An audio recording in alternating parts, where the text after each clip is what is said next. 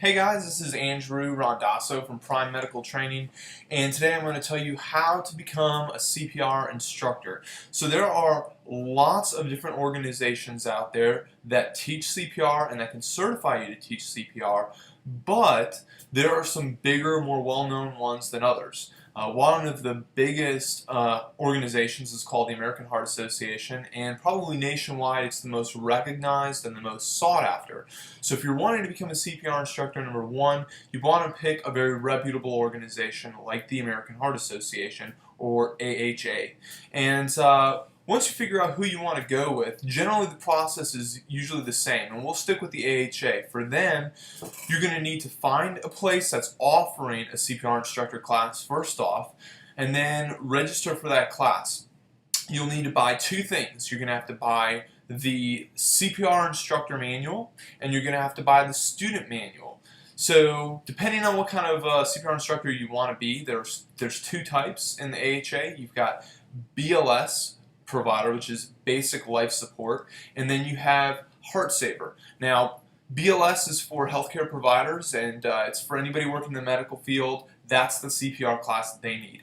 Heart Saver is for people who don't have a medical background, but their job requires it, like a daycare center or an industrial plant or something like that. So you have two different routes that you can go. If you become a BLS instructor, you will then also automatically be qualified to teach Heart Saver classes as well, and that includes, the Heart Saver also includes first aid.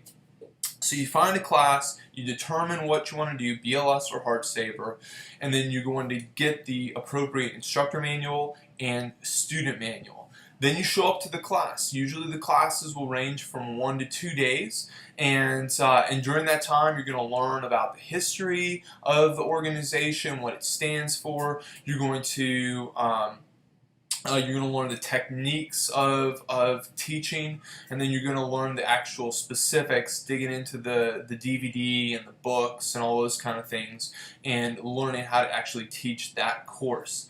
Once you're done with that, you will have to perform a class and show the instructor that you are qualified to teach. So generally, on a separate day, you're going to come in and you're going to teach a group. It could be one person, it could be a class of 6, it doesn't matter. You just have to teach a class and have somebody monitoring you and checking you off, saying yes, yes, yes, you're doing it right.